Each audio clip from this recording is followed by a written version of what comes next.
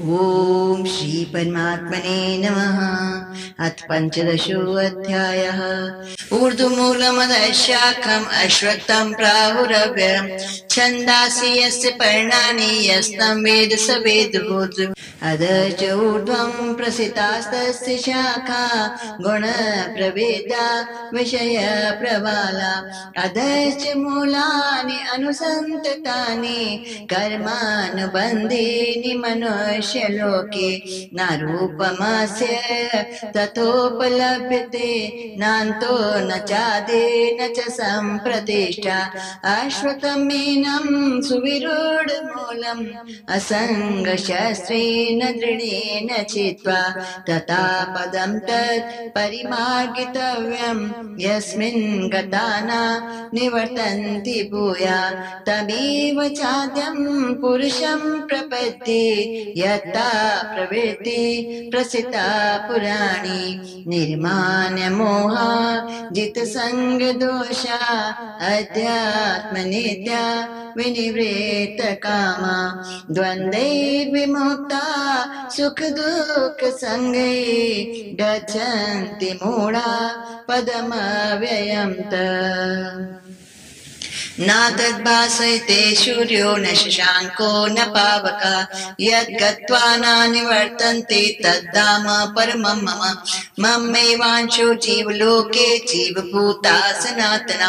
मनः षष्ठानीन्द्रियाणि प्रकृतिस्थानि कर्षति।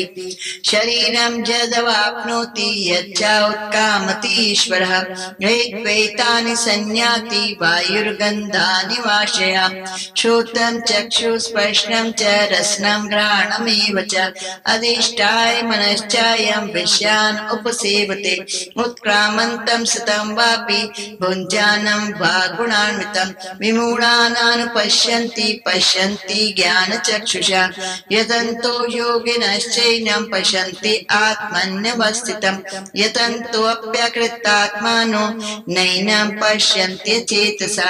यदादित्यगतं तेजो जगद्भासयते अखिलम् यच्चन्द्रमसि यच्चाग्नौ तत्तेजो विधिमामकम्। गामाविश्य च भूतानि धारयामि अहमोजसा। पुष्णामि चौषधी सर्वा सोमो भूत्वा रसात्मका। अहं वैश्वानरो भूत्वा प्राणिनां देहमाश्रिता। प्राणापानसमायुक्ता पचाम्यन्नं चतुर्विधम्। सर्वस्य चाहं हृदि सन्निविष्टो मत्ता स्मृतिर्ज्ञानमपोहनं च। वेदैः च सर्वैः अहमेव वेद्यो वेदान्तकृत वेदविदेव चाहम्। द्वाविमौ पुरुषौ लोके क्षरश्चाक्षर एव च। क्षरात् सर्वाणि भूतानि कूटस्थो अक्षर उच्यते। उत्तमा पुरुषस्त्वन्यः परमात्मा इति उदाहृता। यो लोकत्रयम् आविश्य बिभर्ति अव्यय ईश्वरा। यस्मात्क्षरमतीतोऽहम् अक्षरादपि चोत्तमः। अतोऽस्मि लोके वेदे च प्रथिता पुरुषोत्तमः। यो मामेवम् असम्मूढो जानाति पुरुषोत्तमम्। सा सर्वविद् भजति मां सर्वभावेन भारत इति गोयतमं शास्त्रम् इदमुक्तं मया नघ। एतद् बुद्ध्वा बुद्धिमान् स्यात् कृतकृतश्च भारत। ओम तत्सदिति श्रीमद्भगवद्गीतासु उपनिषत्सु ब्रह्मविद्यायां योगशास्त्रे श्रीकृष्ण अर्जुन संवादे पुरुषोत्तम योगो नाम पंचदशो अध्यायः। हरि ओम तत्सत्। हरि ओम तत्सत्। हरि ओम तत्सत्। श्री कृष्णा अर्पणम् अस्तु। शुभं भूयात्। वसुदेव सुतं देवं कंसचानूरमर्दनं देवकी परमानन्दं कृष्णं वन्दे जगद्गुरुम्। भगवान श्री कृष्ण एक बड़ी विचित्र बड़ी गुप्त बात बता रहे हैं जो आश्चर्यों से भरी हुई है और परम दिव्य सुख परम दिव्य आनंद को को देने वाली है। और वो क्या है कि भगवान अपनी स्वयं के दर्शन करा रहे और अपनी स्वयं की रचना के दर्शन करा रहे साक्षात। और उसमें भगवान श्री कृष्ण बताते हैं कि ये जो विश्व है दिख रहा है, ये तो एक पीपल का वृक्ष है। और ये पीपल का वृक्ष कैसा है, इसकी जो जड़ है वो तो सबसे ऊपर है और इसकी जो शाखा है, मेन तना है, वो उस जड़ से नीचे है। और ऐसा तो ये अविनाशी पीपल का पेड़ है। अविनाशी क्यों है? क्योंकि अनादि है, इसकी उत्पत्ति कोई नहीं जानता और ये सदा से है, हमेशा से है और ऐसा ही है। इसीलिए ये उतना ही अविनाशी है जितना ब्रह्म अविनाशी है, सदा से है। जैसे उसकी उत्पत्ति नहीं जानते हैं, वैसे ही इस वृक्ष की भी उत्पत्ति कोई नहीं जानता है।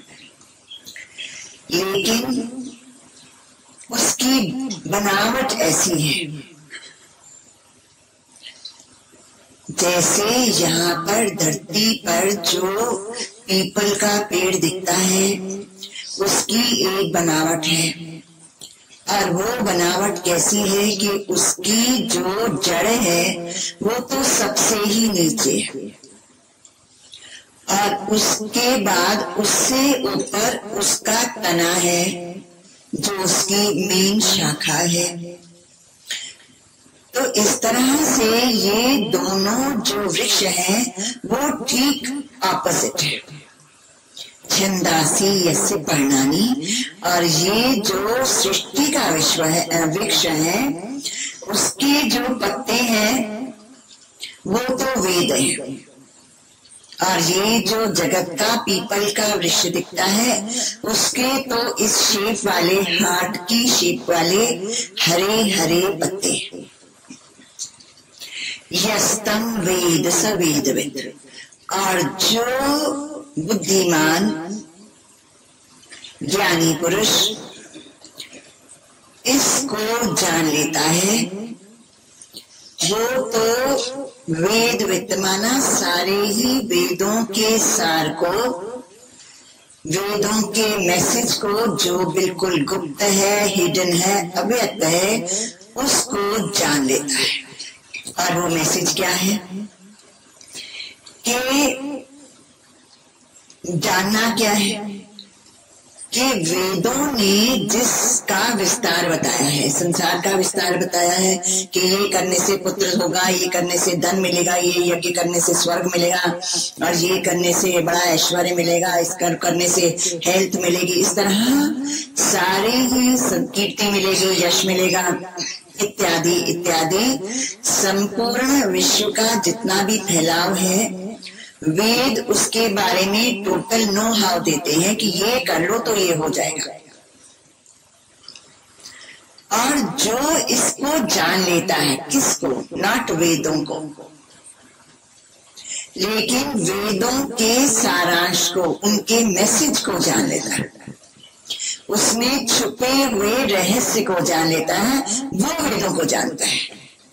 और वो रहस्य क्या है कि जो भी वेद बता रहे हैं कर्म और उनसे जुड़े हुए उनके फल के सुख मिलेगा, ये मिलेगा, वो तो अनित्य है, नाशवंत है, क्षण भंगुर है, थोड़े समय के लिए होता है और फल दे करके खत्म हो जाता है, विनाशी है। वेदों में बताए हुए कर्म विनाशी फल को देने वाले अनित्य हैं और वो चले जाते हैं, क्षण भंगुर है, इसीलिए उनके पीछे नहीं भागना है और उनके लिए इच्छा भी नहीं करनी है, उनकी प्राप्ति के लिए कुछ भी यत्न नहीं करने हैं। ये तो वेदों में जो सार है वो ये है। और जो नित्य है और जो अविनाशी है, जो सदा ही एक रस बना रहता है, जिसमें नित्य सुखों की, दिव्य सुखों की प्राप्ति होती है, अलौकिक, वो तो एकमात्र वेदों को रचने वाला वो तत्व ही है, पुरुषोत्तम ही है। ऐसा जान लेना ही, और ऐसा जान करके उस अविनाशी तत्व के लिए ही, उसकी प्राप्ति के लिए ही पूर्ण यत्न करना, उसके ही चरणों का ध्यान करना, उसी के ऊपर समर्पण कर देना सब कुछ, उसी का श्रवण मनन चिंतन निधिध्यासन करना, उसको प्राप्त करने के लिए सारा पुरुषार्थ करना, सारी साधन करना। जो ये जान लेता है कि यही नित्य वस्तु है, इसमें ही परमानेंट आनंद है, प्राप्त तत्व यही है, प्राप्त करने योग्य यही है, वो तो वेदवित्त हो गया, उसने वेदों को जान लिया।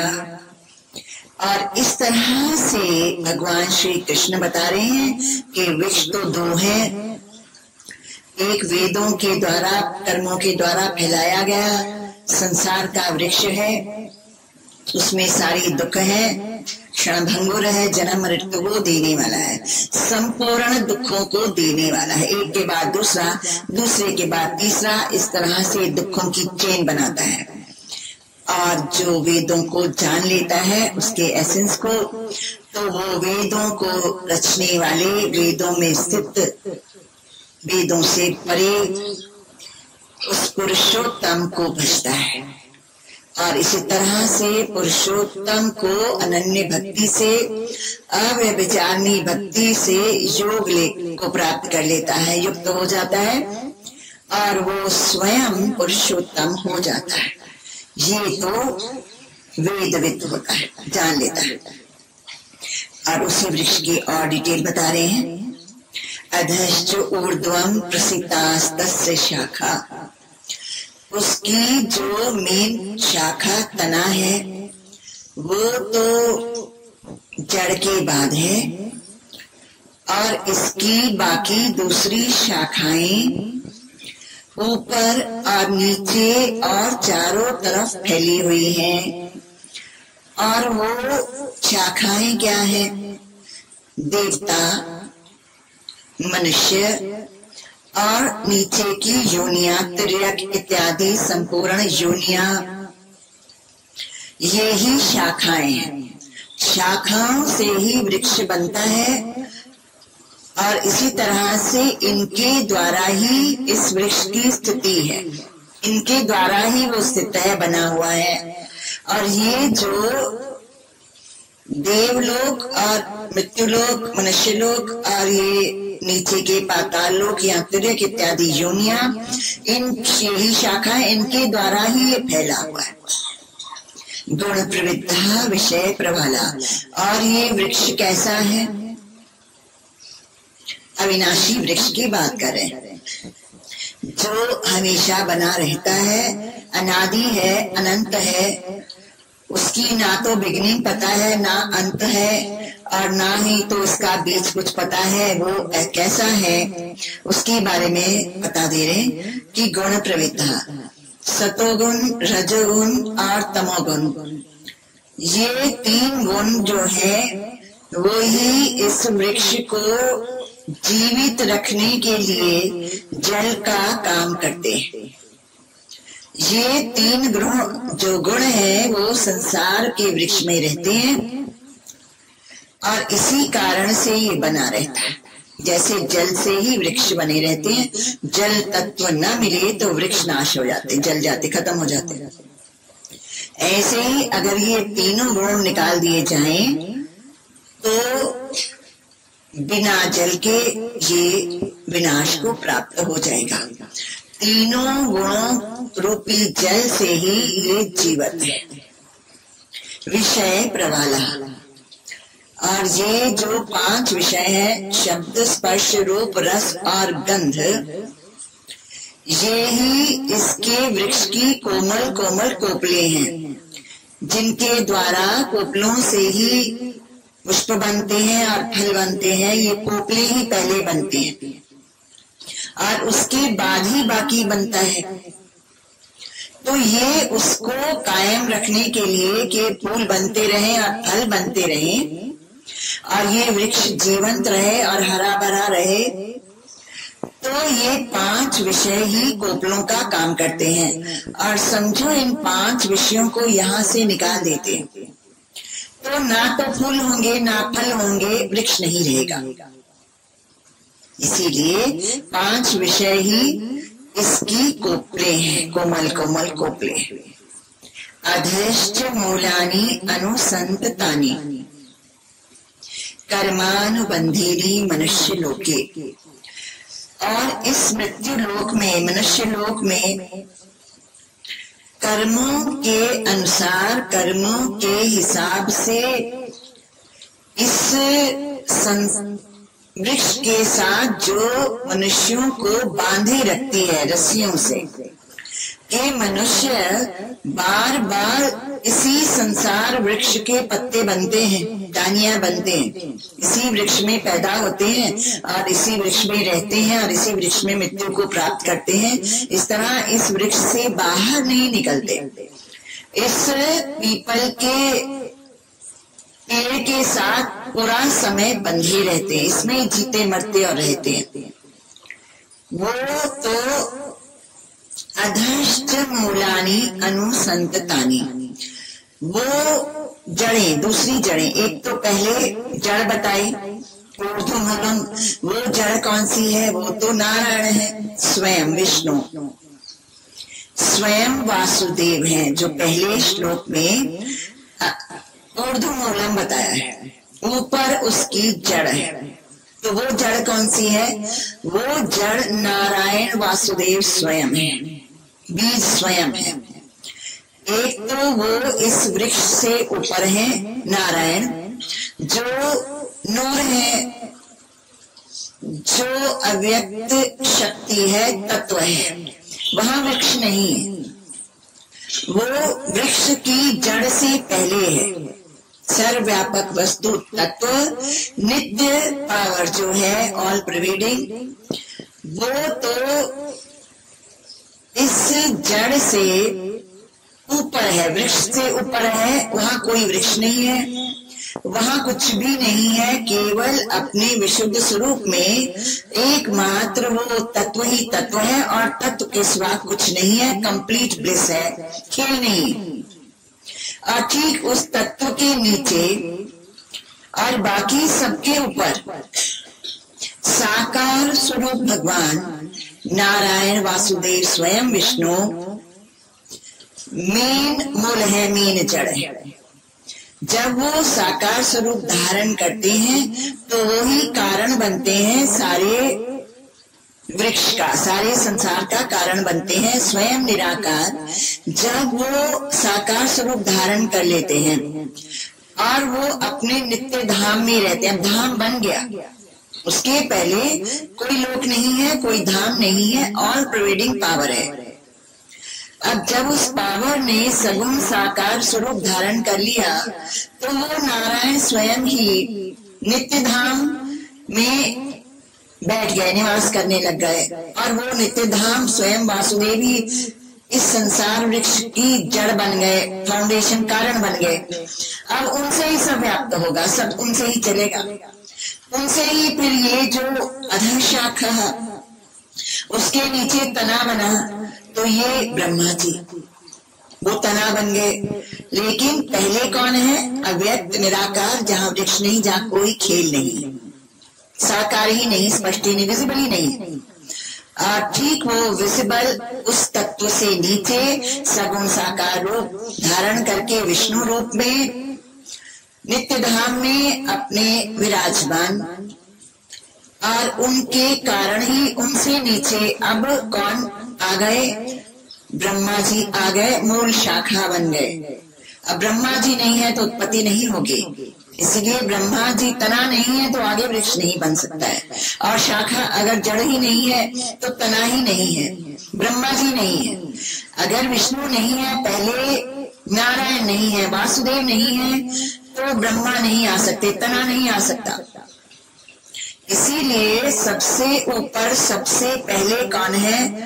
वो तो नारायण वासुदेव स्वयं है, और वो ही साकार स्वरूप धारण करते हैं, और इस तरह से वो नित्य धाम है, वो परमानेंट है, अविनाशी है। और उसके बाद ब्रह्मा जी आते हैं और वो तना बनते हैं, मूल शाखा, और बाकी उत्पत्तियां उनकी बाद होती है। इस तरह से कर्मानुबंधिनी मनुष्य लोक के इस मृत्यु लोक में कर्मों के अनुसार जो इस वृक्ष के साथ बंधी रहते हैं, सारे बांधे रहती हैं रस्सियां, वो कौन है? वो नीचे और ऊपर चारों तरफ फैली हुई अहमता, मैं हूँ, ममता, ये कुछ मेरा है, कर्ता, मैं कुछ करता हूँ, मैंने कुछ किया है, कर्ता पने का अभिमान, और वासना, इच्छाएं, वासनाएं, ये ही जड़ें हैं। किसकी? संसार के वृक्ष की नहीं, इंडिविजुअल वृक्ष की। संसार के समष्टि वृक्ष की जड़ नारायण स्वयं है, और व्यक्ति जो वृक्ष बनाते हैं, इंडिविजुअल जो जीव अपना अपना एक अलग अलग स्वयं का वृक्ष बनाते हैं, वो कैसे बनता है? वो तो जब मैं आ जाती है मनुष्य में, और मेरा आ जाता है, और कुछ करना है, और कुछ कर सकता हूँ, और कुछ किया है, ये अभिमान आ जाता है, और उस जीव के अंदर जब अनेक इच्छाएं और वासनाएं आ जाती हैं, तो ये चारों चीजें ही कारण बनती हैं उस जड़ का, उस वृक्ष का कारण बनती है, जड़ बनती है, मूल बनती है, और उस वृक्ष के साथ अभी उस जीव को बांधे रखते हैं, और ये वृक्ष क्रिएट हो गया, मूल से ही बन गया, जड़ से वृक्ष बन गया, और अब वो हरा भरा रहेगा। कैसे? इन कोपलों से हरा भरा रहेगा, क्योंकि ये कोपले विषय, 5 विषयों में हम लोग प्रवृत्त रहेंगे, और हमारा अपना अपना एक पीपल का वृक्ष बना ही रहेगा, और कोपलें निकलती रहेंगी, और फूल फल लगते रहेंगे, और ये वृक्ष बना ही रहेगा। और ये फूल कौन से हैं? कर्म, और ये फल कौन से हैं? जो हम भोक्ता बनते हैं, जो हम भोगेंगे और भोगते रहते हैं। तो इस तरह से इन कर्मों के द्वारा मनुष्य इस वृक्ष के साथ बंधा रहता है, ये वृक्ष जीता ही रहता है, जन्म मृत्यु में आता रहता है। न रूपमस्येते तथोपलभ्यते, नान्तो न चाति न च संप्रतिष्ठा, अश्वत्थमेनं सुविरूढ़ मूलम असंग शस्त्रेण दृढ़ेन चित्वा। लेकिन उसके उस वृक्ष के अंत की बात कर रहे हैं कि ये जो वृक्ष इंडिविजुअल ने बनाया है, जीवात्मा ने बनाया है, वो ही दुख सुख का कारण, जन्म मृत्यु का कारण है, और उसी के कारण मनुष्य भोगता रहता है और दुखी होता रहता है, सुखी होता रहता है। अब इसको खत्म कैसे करना है? असंग शस्त्रेण दृढ़ेन चित्वा। इन चीजों से जो भक्त योगी अपने आप को असंग कर लेते हैं, अपने आप को अलग कर लेते हैं। किससे अलग करते हैं?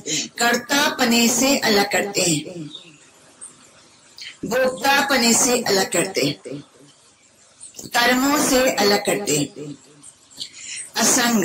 और ऐसे दृढ़ तलवार को हाथ में उठा लेते हैं, और उस तलवार के साथ इस अपने बनाए हुए कर्मों से जो वृक्ष बन गया है उसको काट डालते हैं, असंग हो करके काट डालते हैं।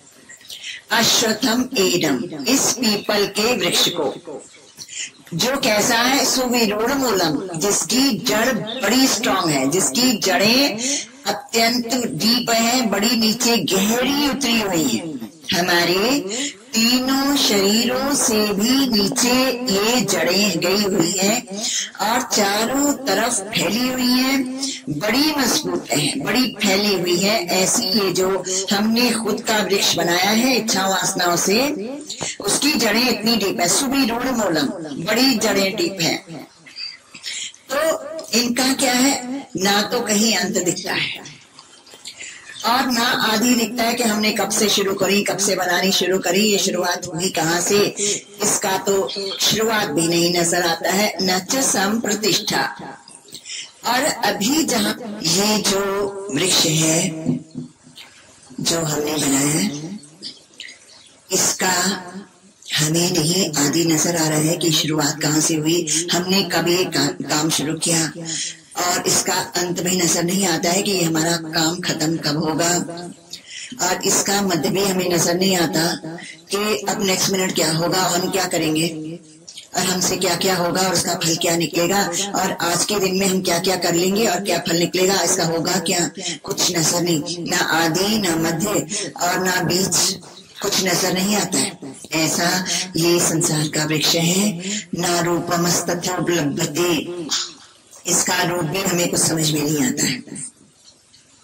लेकिन एक दूसरी बात यहाँ पर बताई जा रही है, बहुत विशेष बात और बड़ी कीमती बात बताई जा रही है कि अब अविनाशी वृक्ष पे आ जाओ कि ये जो नारायण के द्वारा सगुण साकार के द्वारा बनाया हुआ ये विश्वरूप वृक्ष है, उसका शुरुआत कब हुआ, उसका अंत कब होगा, और उसके बीच में क्या क्या चेंजेस होके क्या क्या बदलेगा, कोई नहीं जानता है। और ऐसा तो ये वृक्ष है, लेकिन फिर भी एक यहाँ रहस्य बताया जा रहा है भगत को कि तुम क्या करो, इसका अंत कैसे करोगे। तुम इस पीपल के अविनाशी वृक्ष का अंत कर सकते हो, जो अनादि है अनंत है उसका भी तुम अंत कर सकते हो। तुम इससे असंग हो जाओ और जुड़ता गए तो ये कट जाएगा। और ये है कैसा, ना रूपम तत्व बलबते, ये बड़ी ग्रेट बात है कि जब तुम ऐसा करोगे तो तुम्हें तत्व ज्ञान होगा, और तत्व ज्ञान होगा तो ही तुम ऐसा कर पाओगे। और जब तुम्हें तत्व ज्ञान हो जाएगा, तत्व से तो हो जाओगे, तो तुम्हें ये वृक्ष ऐसा दिखेगा ही नहीं। तो ये क्या दिखेगा, कुछ भी नहीं दिखेगा। जब तुम इस संसार के वृक्ष को जो तुमने इच्छा वासनाओं से अहमता करता अहंकार से फैलाया है और इतना भयानक बड़ा बना दिया है, जो इसका सिर पैर भी नजर नहीं आ रहा है और कट भी नहीं सकता है, और इसमें भोग रहे हैं, बंधे पड़े हैं, ऐसे गुलाम हुए पड़े, दास हुए पड़े हैं। तो उसको काटने के लिए तुम इससे असंग हो जाओ, और परमानेंटली असंग होना, हमेशा के लिए शस्त्र उठा के रखो और दृढ़ पकड़ना। फिर तुम मोह ममता में वासना में घुस मत जाना, राग और द्वेष में।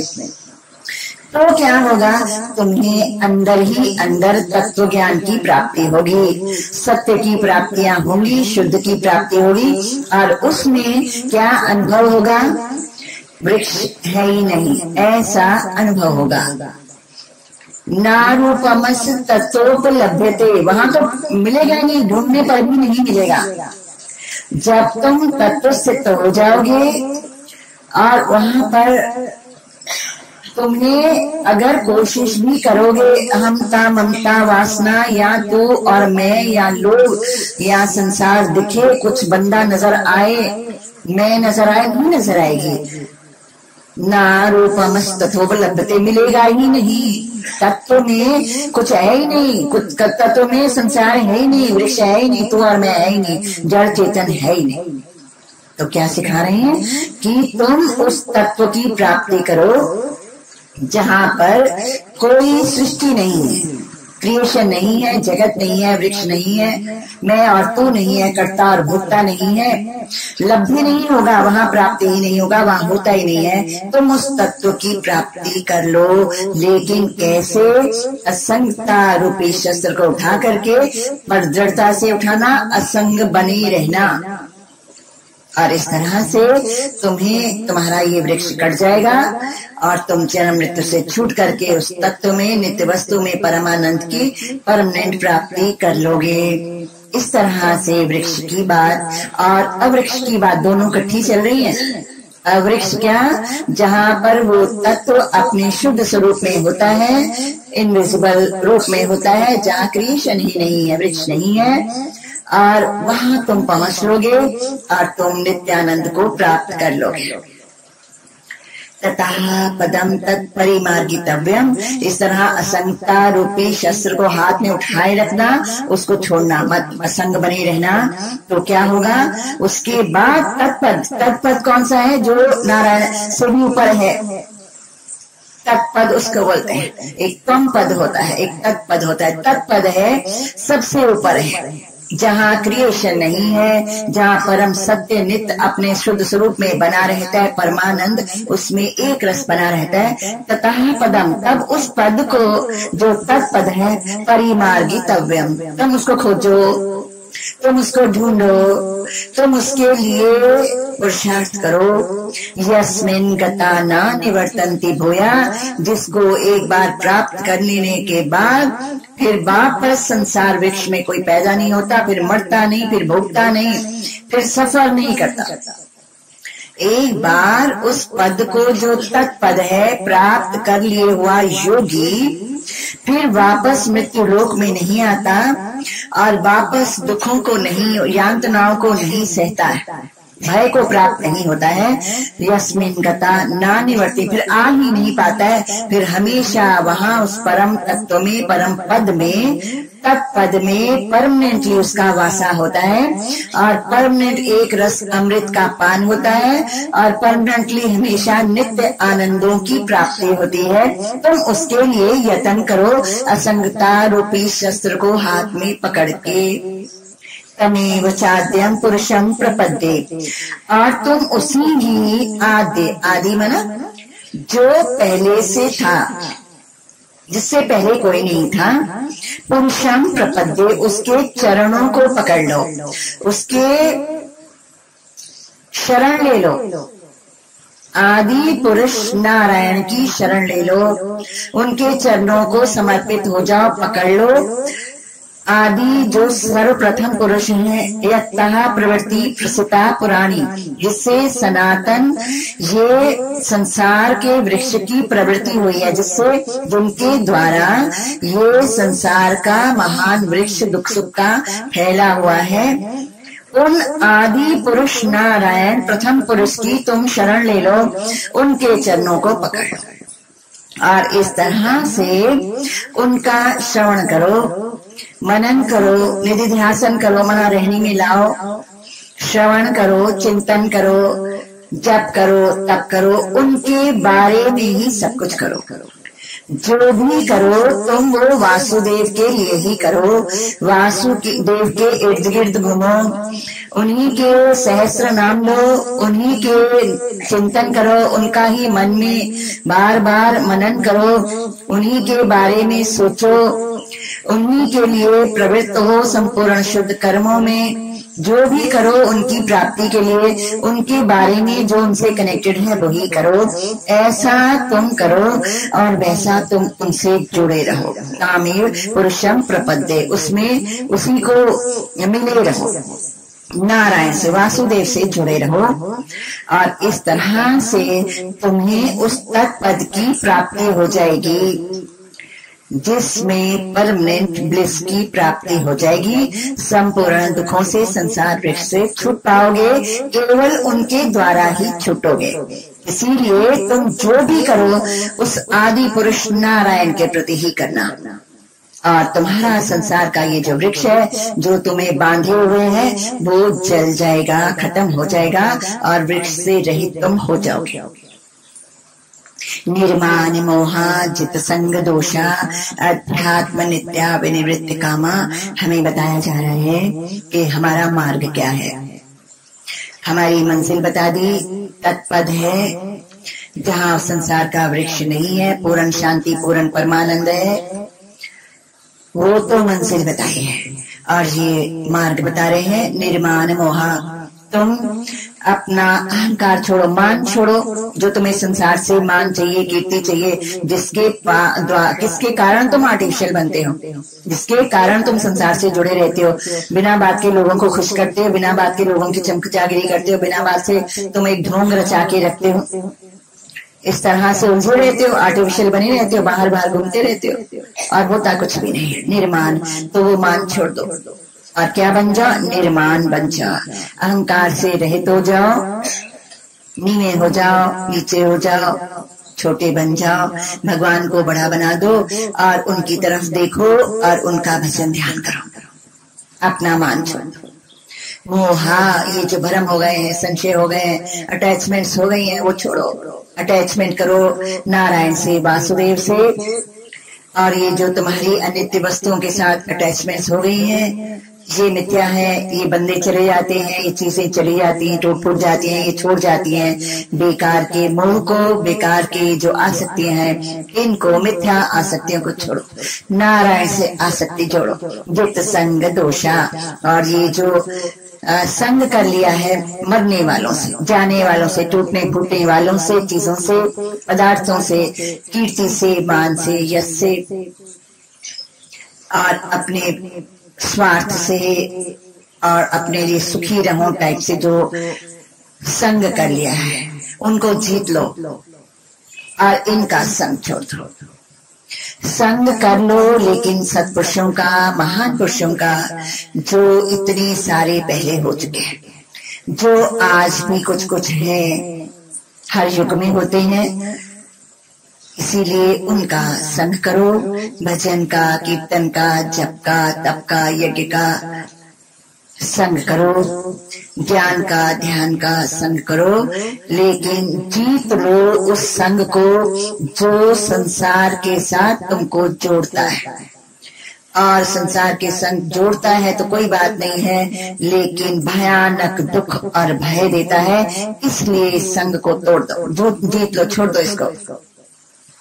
अध्यात्म नित्या, और तुम हमेशा ही, अध्यात्म माना अपना स्वरूप, जीवात्मा भले जो हम जीव बन गए, लेकिन अपना स्वरूप जो भी है उसका नित्य ध्यान करो, नित्य अपने बारे में सोचो, अपने बारे में विचार करो, अपने उद्धार के, कल्याण के बारे में जो कुछ करना है करो, अपने आप को, चित्त को शुद्ध करो, अपनी कमाई करो, अपने लिए जो भी करो, लेकिन नित्य निरंतर केवल अध्यात्म नित्य, अपने स्वरूप के लिए ही करो। मैं अपना चित्त शुद्ध करता हूँ, अपनी वाणी पवित्र करता हूँ, अपना अंतःकरण सुधारता हूँ, अपने कर्म सुधारता हूँ, अपना सब कुछ ठीक करता हूँ, अपना चिंतन मनन से अपना ज्ञान सुधारता हूँ, अपना अज्ञान नाश करता हूँ। जो भी करो लेकिन नित्य अपना ही करो, केवल अपने में आ जाओ, अध्यात्म नित्या, अपने में आ जाओ। विनिवृत्त कामा, और बाकी संपूर्ण कामनाओं को छोड़ दो, एक ही कामना ले लो और उसके पीछे पड़ जाओ कि नारायण से प्रीति जोड़नी है और परमानेंट जोड़नी है और नित्य जुड़े रहे ऐसी जोड़नी है। एक ही कामना पकड़ लो और यही कामना जो है वो उस कामना के द्वारा ही ऊपर चले जाओगे। संसार वृक्ष से ऊपर तभी जाओगे जो पहले ये कामना ले लोगे कि मुझे तो विष्णु को प्राप्त करना है, नित्य दर्शन करने, नित्य उसका भजन कीर्तन करना है। जो ये कामना पकड़ लोगे तो इस कामना के द्वारा बाकी सारी कामनाएं छूट जाएंगी, मिथ्या हो जाएंगी, और इस तरह से तुम इस मार्ग के द्वारा उस जगह पहुंच जाओगे जहाँ कोई वृक्ष नहीं, केवल आनंद है। विनिवृत्त कामा, सारी कामनाओं को छोड़ दो, एक कामना पकड़ लो, नारायण नारायण बोलना शुरू कर दो। ओम।